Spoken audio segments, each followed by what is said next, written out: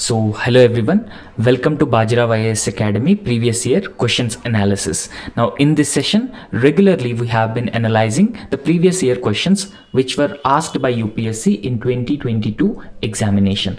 Now, in this session, we will be discussing the previous year questions of UPSC which were asked in General Studies paper 2.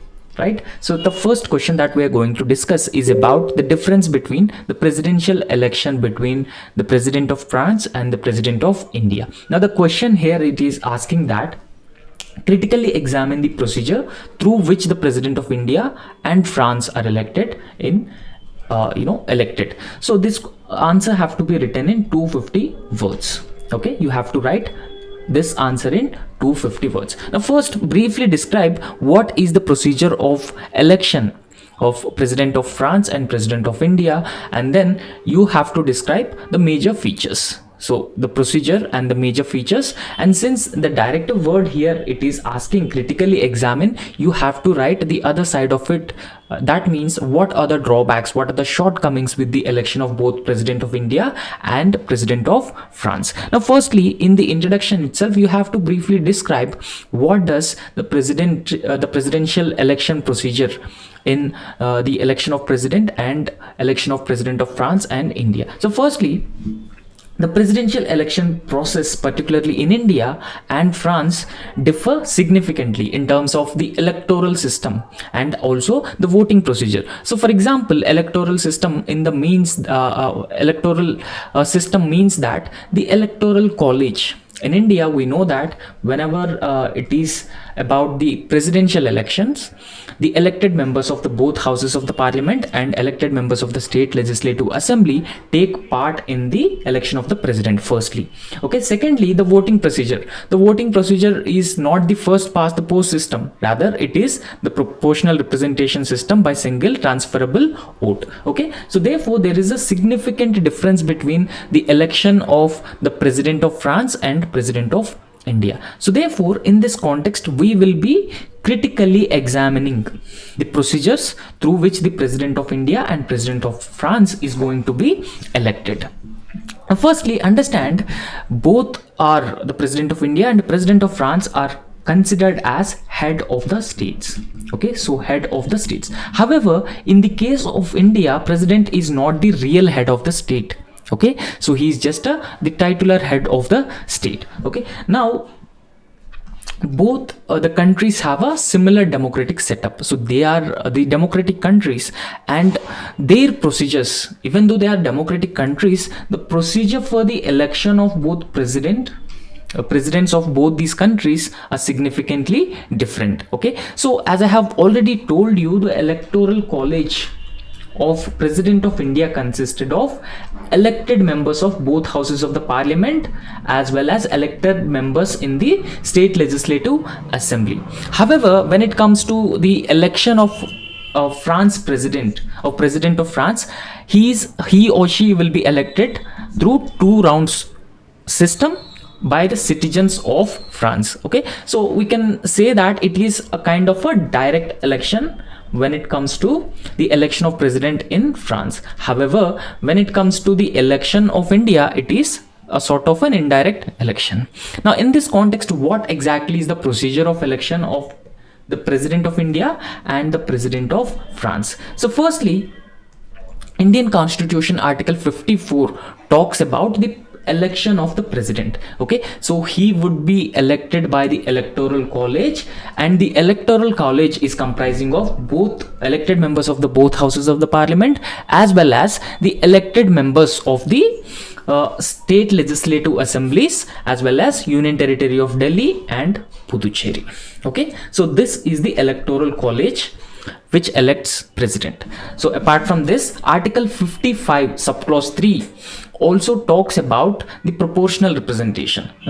Now see, when it comes to the election of Lok Sabha members, it is the first past the post system.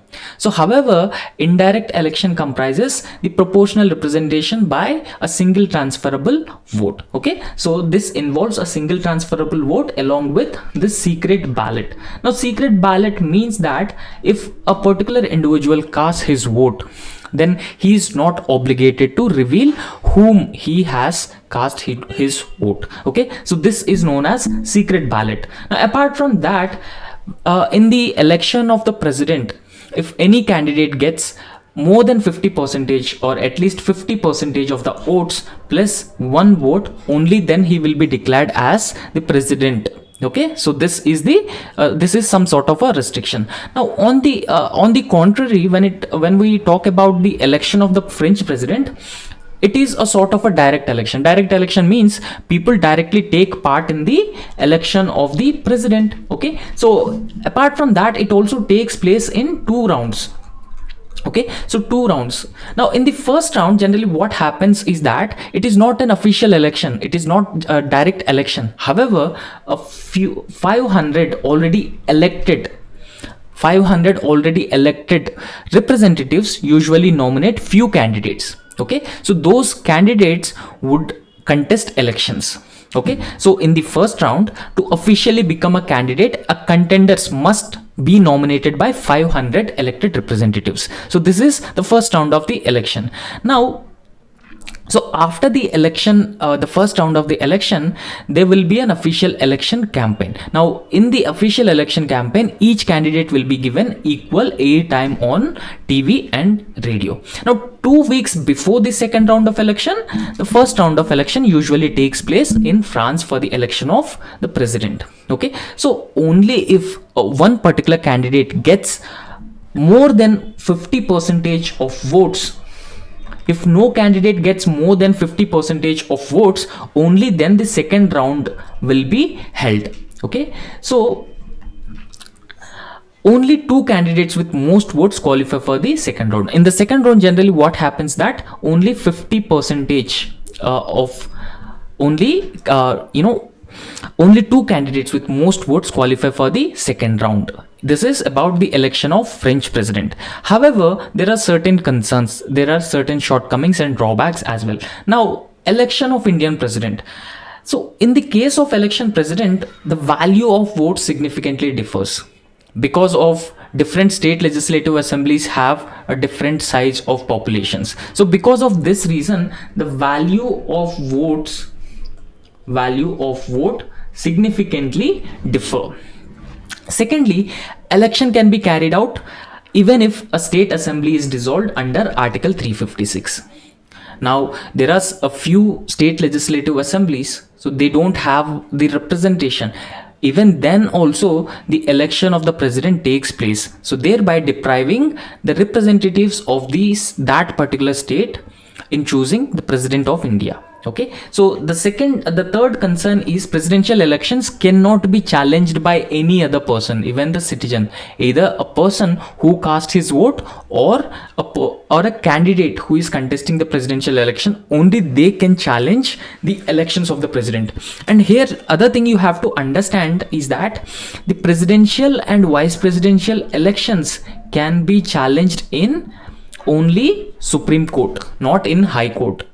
So when it comes to the elections to state legislative assembly and the Lok Sabha, they can be challenged in high courts. However, the presidential and vice presidential elections can be challenged only in the Supreme Court. Okay, so these are certain concerns. Now, apart from that, when we talk about the election of the French president, so it also involves certain drawbacks, certain shortcomings. Firstly, if a candidate if a candidate who like to contest the presidential elections, however, if he do not have the backup of 500 elected representatives, he will not be eligible for contesting presidential elections. So this is the first shortcoming in the French presidential elections. Second major shortcoming is that even if a candidate secures maximum number of votes, however, he is deprived or he is lacking the 50 percentage of the elected votes, then also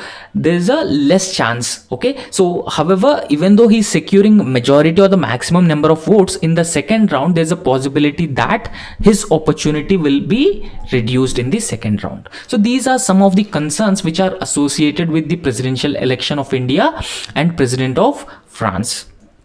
Now, in conclusion, what you have to write, so we have already discussed that in the presidential election of India and France, the electoral system is different, the procedure is different. However, both these countries are functional democracies. Both these countries are functional democracies as they have a democratic setup. Okay, so India has adopted the indirect election system. However, France has been following the direct election with 2 rounds. Okay, so in case of India, the electoral college, or the group which is to take part in the presidential election is different. Okay, so it is often represented by the proportional representation by single transferable vote. So however, in the context of France, it employs a direct election with 2 rounds. Okay, it actually employs a 2-round system. Now in this case, both systems have their own merits and drawbacks. However, they ultimately aim to ensure a fair and democratic selection of their head of the state. So this is the major difference between the election of the President of India and the election of the President of France. Okay, so the next question that we're going to discuss is about I2U2. I2U2. So you may have come across this grouping I2U2. This is also known as the Western Quad, where India is a member similar to the Quad, which is formed in the Indo-Pacific region. Now in this context, the question has been asking that how will I2U2 grouping transform India's position in the global politics? So how India will emerge as a leading power in the global politics, particularly with the help of groupings like I2U2 or Western Quad. Now, the members of I2U2 include India, Israel, UAE, US. Okay, so these are the members of I2U2 grouping or Western Quad group. Now, in this context, in the introduction, you have to write what exactly is I2U2 group. Now, I2U2 group is a new strategic partnership.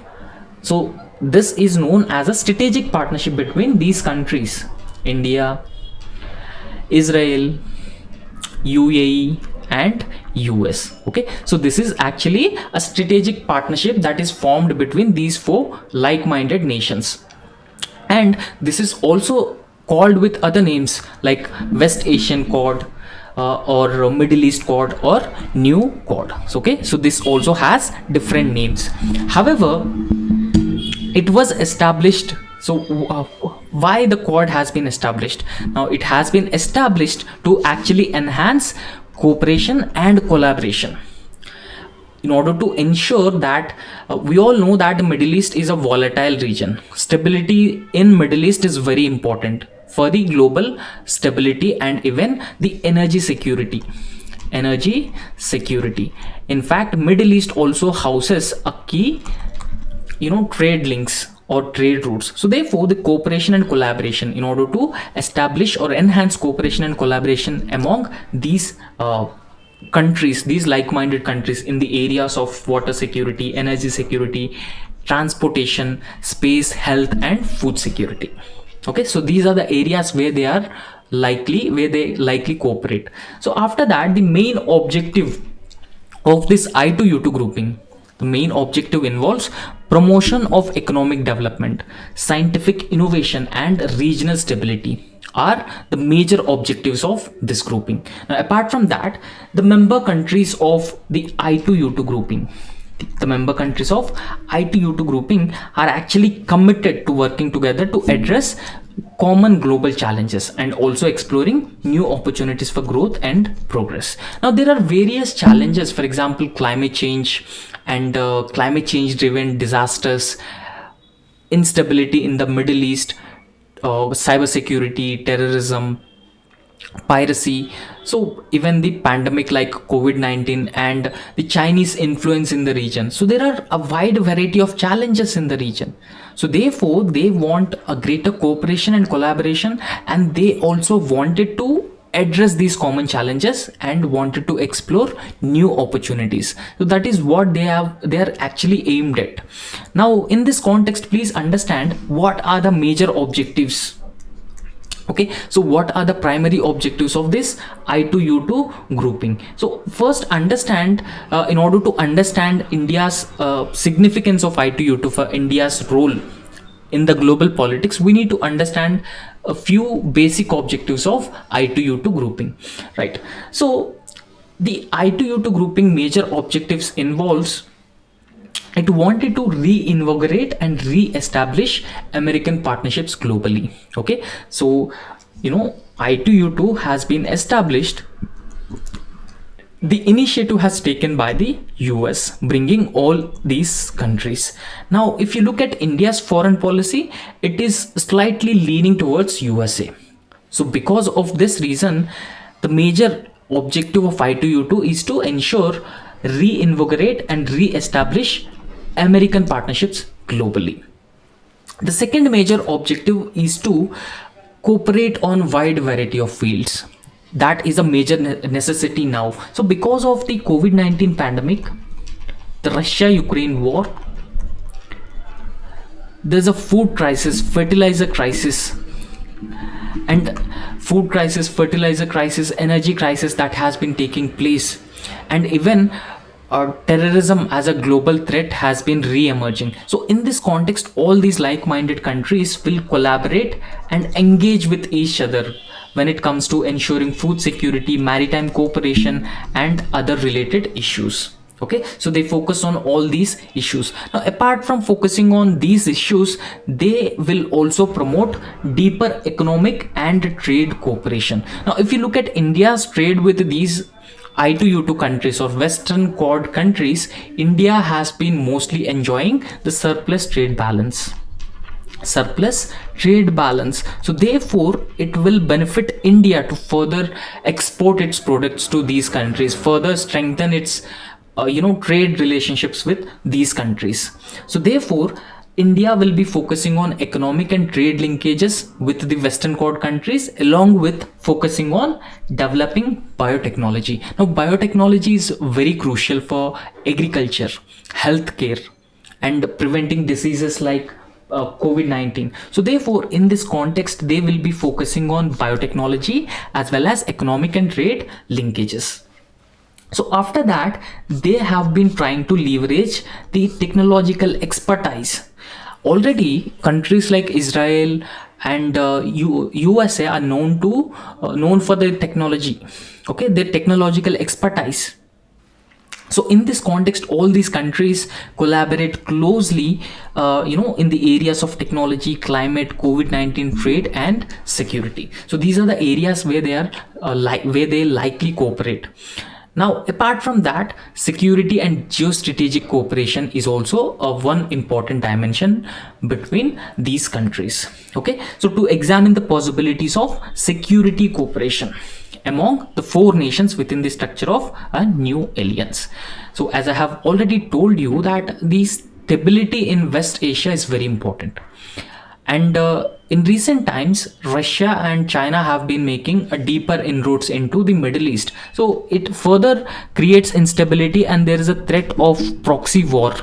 And that is not in the best interest of India or any other I2U2 country, because we have a significant number of diaspora population, and India's energy security is also significantly dependent on stability in Middle East.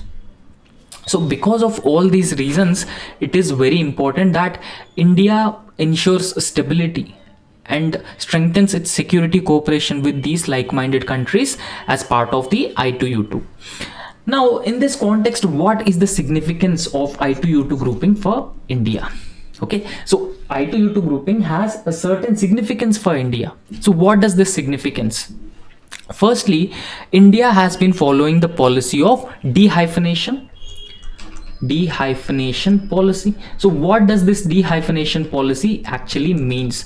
Now, dehyphenation policy means that, for example, if there are two adversaries like Palestine and Israel, now India's relations with India's relations with Israel will not be dictated by India's relations with Palestine. Okay, so India will be following its own independent relations based on merits itself. So therefore, India has been following the policy of dehyphenation in the Middle East as well. So therefore, the dehyphenation policy will help India further strengthen, deepen the bilateral engagement with countries like Israel through the Abraham Accords. Now, what does Abraham Accords? What are these accords? So these accords were trying to normalize the ties between Israel and other Arab countries like UAE, Saudi Arabia, and Qatar. Okay, so in this context, India will not risk its relationship with Saudi Arabia and UAE and simultaneously develop its relations with USA and Israel. Okay, so this is the policy of dehyphenation. Both Abraham Accords as well as the Western Accord will help India to pursue the policy of dehyphenation. And India can further strengthen its position in the global politics through I2U2. So because now I2U2, there are countries which have been emerging as a leaders in various fields. For example, when it comes to climate cooperation, clean energy, and other management, waste management related issues. In all these areas, a close cooperation with all these I2U2 countries is very important for India's role in India's larger role in global geopolitics. So India also have a huge market benefits because of the I2U2 grouping membership. So if you look at India's production capabilities, India is a massive producer of goods such as the automotive goods. Okay, so no doubt India is the largest producer of automotive goods. So in this context, India can rightly leverage its capabilities. Okay, so therefore it can benefit in capturing the market opportunities across the globe, but primarily the I2U2 countries. So apart from these above mentioned aspects, we also joined I2U2 grouping, keeping in mind our strategic autonomy as a tool of our foreign policy. Okay, so India is a part of the Shanghai Cooperation Organization, where China and Russia are also members. Apart from Shanghai Cooperation Organization, India is also part of Quad grouping in the Indo-Pacific. So Quad grouping and even the I2U2 grouping.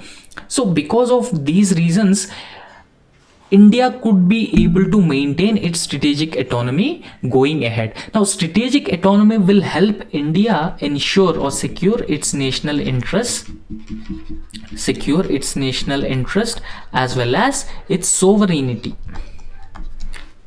So apart from the above discussed significant aspects, there are also other significant aspects like investments in India. So India could attract a huge investments into huge investments from these countries. For example, recently UAE, United Arab Emirates, has announced investing $2 billion in food processing sector alone, and that will significantly benefit India in revamping the food processing infrastructure, creation of employment opportunities, and also making India a supply chain resilient network. So after that, focusing on voluntary rules. Okay, so for example, I2U2 has emphasized on the voluntary economic initiatives rather than going for the global economic initiatives or the regional economic initiatives. I2U2 has been mostly emphasizing on the voluntary economic initiatives. For example, India has a comparative advantage with any other country. So India can go for a voluntary economic initiative based on its own merits. So therefore, it ultimately benefit countries like India. Now, after that, we need to discuss about the significance of diaspora. Now, a substantial amount of India's diaspora living in Middle East and USA. So therefore, they have been sending a huge amounts of remittances to India. According to an estimate, they sent around 102 billion US dollars in the year 2022. So therefore, in this context, in order to ensure the safety and security and work security, it is very important to further enhance the cooperation with these I2U2 countries, especially the countries in Middle East, and not to risk India's relations with Saudi Arabia and UAE. So after that, more flexibility to India in the region. So joining groupings like I2U2 will provide India with more flexibility. So India can freely engage with the other like-minded nations in the region. So therefore, India could secure its national interest, and India would also successfully counter Chinese interference or involvement in the region. Okay, so that ultimately benefit countries like India. Now, in this context, how can India use the I2U2 platform to pursue the foreign policy goals? Okay, so India can successfully use its strengths, capabilities to further pursue its foreign policy goals, particularly I2U2, because if you look at the member countries of I2U2, they have comparative advantage in different sectors. For example, if you look at Israel, it is a technological powerhouse. It is a technological powerhouse, and UAE is known for energy security, and Israel, USA. So USA is a military superpower, an economic superpower. So therefore, comparatively, these countries will help India. So firstly, leveraging relations for economic cooperation. So that is what we have already discussed. So India can leverage its good relations with countries like Israel, US, and this can be useful for building economic exchanges, and that is in the interest of India. So after that, India could, the I2U2 grouping will help maintaining strategic relations with the countries or in the region. For example, we have a wide variety of diaspora. Okay, so we have also formulated policies like Look West policy, Connect Central Asia policy. So therefore, in order to successfully implement those policies, it is very important that India continues to engage with these like-minded countries, so that the flourishing relations between India and these countries can be established in the Middle East. So therefore, India could further strengthen or deepen strategic relationship with countries in the region. So apart from that, we can utilize the I2U2 platform for our energy security, trade cooperation, and economic exchanges with all these countries. Okay, so this will help India achieving energy security, food security, trade and commerce, even the maritime security. Maritime security means that anti-piracy operations, counter-terrorism, and countering Chinese influence in the region, and securing India's interests. So that is what the key focus will be on. So apart from that, the mutual benefit from each country's expertise. So each country has expertise in different fields. So when we talk about UAE, so UAE is growing in the technology energy sector, and US has become an export hub. It is also an economic and military superpower. And when we talk about Israel, Israel is a leader in defense research and technology. So therefore, India can benefit from the technology, the expertise these countries have. And now India is one of the fastest growing major economy in the world. So therefore, all countries can leverage their relative capabilities in further strengthening their cooperation. So apart from that, the pursuing the goal of clean energy. So in the context of climate change, global warming, and the increased use of fossil fuels, and the global demand to reduce the use of fossil fuels, clean energy has gaining a lot of prominence. So therefore, in order to pursue the goal of clean energy, these countries have the relevant skills, relevant expertise. Okay, so these countries will help in advancing hybrid renewable energy projects in Gujarat state. Okay, so this project in Gujarat will consist of 300 megawatt wind and solar capacity, complemented by battery energy storage system.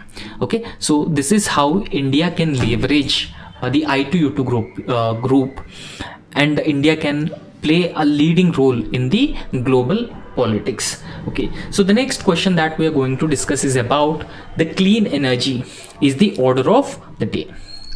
The requirement, the demand for clean energy has been significantly increasing in today's world. So in this context, describe briefly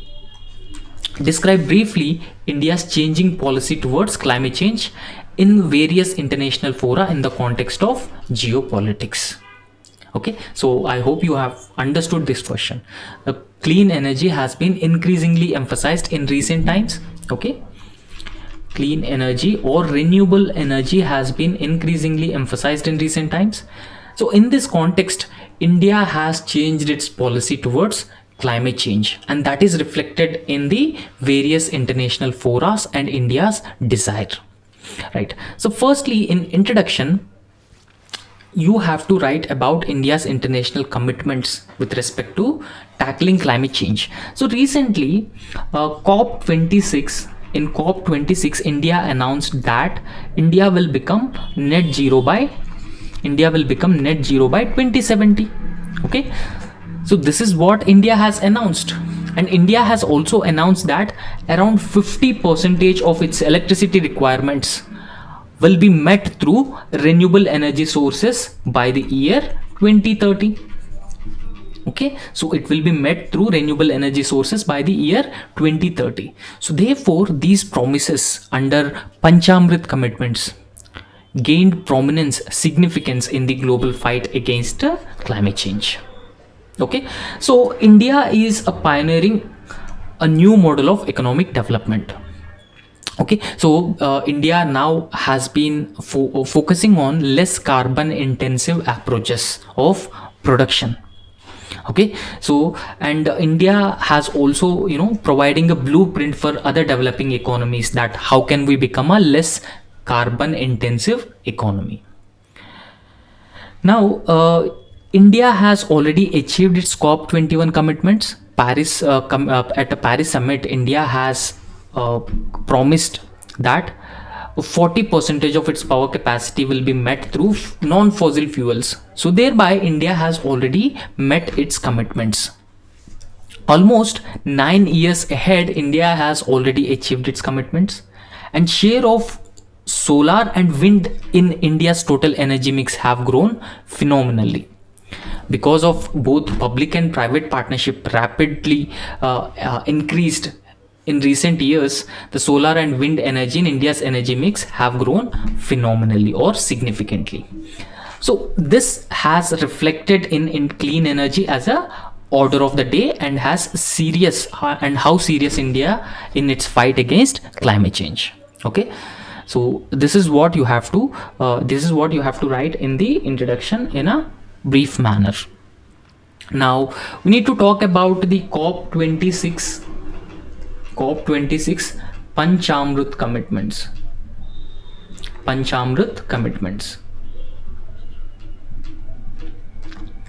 Now in these Panchamrit commitments, Prime Minister Narendra Modi at the Glasgow summit have made 5 commitments. The first commitment is achieving the 500 gigawatt of non-fossil fuel capacity by 2030.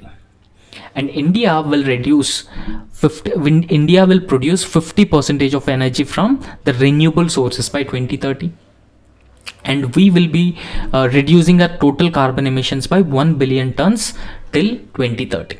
So the fourth promise was reduce the carbon intensity of our economy by 45% by 2030, and ultimately becoming net zero by the year 2070. So these are the 5 promises that were made by Prime Minister Narendra Modi in his Glasgow summit.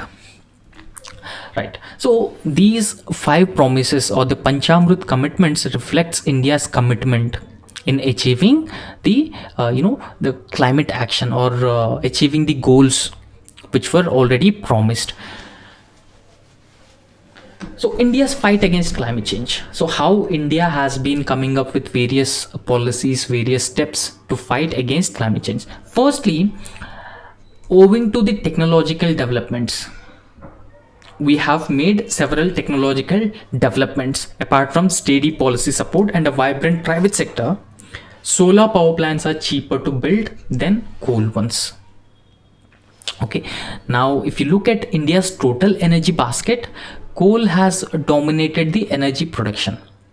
However, when you compare the cost of coal plant setting up a coal plant and also setting up a solar power plant costs are significantly lower. So therefore, the private sector is being incentivized to set up more and more solar power plants. So after that, India has significantly increased its total renewable energy production capacities. So it has been even growing at a faster rate. Okay, so therefore, India is one of the major economy which has been significantly adding the renewable energy generation capacity, and India is even on its track to double the renewable energy production by 2026. Thirdly, there were several government efforts, in fact, for providing millions of its poor households fuel gas for cooking and heating. So that reduces the pollutants, that reduces the emissions, so thereby enabling a steady transition away from the use of traditional biomass. Now if you look at the use of traditional biomass, it is very often the source of ill health among the women. So therefore, India has been making a rapid transition from traditional biomass based burning to fuel gas or clean cooking fuel. Now, India is also the world's largest producer of modern bioenergy. So bioenergy, which is produced from organic matter, and it is one of the largest producers of this bioenergy. And India also has ambitious goals and ambitious plans of scaling up the production of bioenergy over a period of time. So in fact, the International Energy Agency is also expecting that India to overtake Canada and China in the next few years to become the third largest ethanol producer. So we have a goal of 10% ethanol blending. 10% of ethanol blending. So that was already achieved. We have already achieved 10% of ethanol blending. Now we have been focusing on 20% of ethanol blending. That could significantly reduce our dependence on fossil fuels. So apart from that, India has significantly investing in scaling up the important and emerging technologies, such as the National Hydrogen Mission was launched, the battery storage capability enhancement, and low carbon steel and cement and fertilizers. In all these areas, India has been significantly investing. Okay, so these are the steps or the measures that were taken by India in its fight against climate change. So after that, India's changing policy towards climate change in various international fora in the context of geopolitics. So that aspect also we need to discuss. Okay, so if you look at India's overall contribution to tackle climate change, so recently India has become one of the leading members or the prominent members of groups like International Solar Alliance. Okay, so all the countries which are members of UN can become part of the International Solar Alliance. So International Solar Alliance emphasizes on production of renewable energy through the theme One Sun, One World and One Grid. And Prime Minister Narendra Modi has also launched the Lifestyle for Environment movement, or otherwise called as Life movement. Secondly, India, by achieving its intended nationally determined contributions or targets in 2014, before actually the deadline. So therefore, India has emerged as a beacon of hope for several developing and underdeveloped countries. So therefore, India is in a better position to seek the developmental assistance from all the developed countries for climate action or to mitigate the climate change. So in fact, India has been demanding the developed countries to pay $1 trillion so that all the developing countries and the underdeveloped countries can be able to mitigate the climate change, so they can take actions to tackle the climate change. So therefore, in this context, climate financing is very important or very crucial. Apart from that, a transition to clean energy is a huge economic opportunity.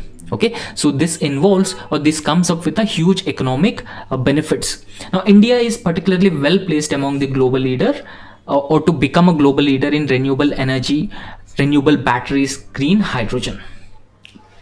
So in fact, the other low carbon technologies could create a market worth of around 80 billion by 2030. Could create a market worth of 80 billion by 2030. So in this context, what could be the challenges? So India faces a number of pressing near-term challenges. So the first and foremost challenge that we should discuss here, it is about the increasing commodity prices because of the supply chain resilience, the supply chain disruptions, the Russia-Ukraine war. The commodity prices were sharply increased. So this made energy less affordable.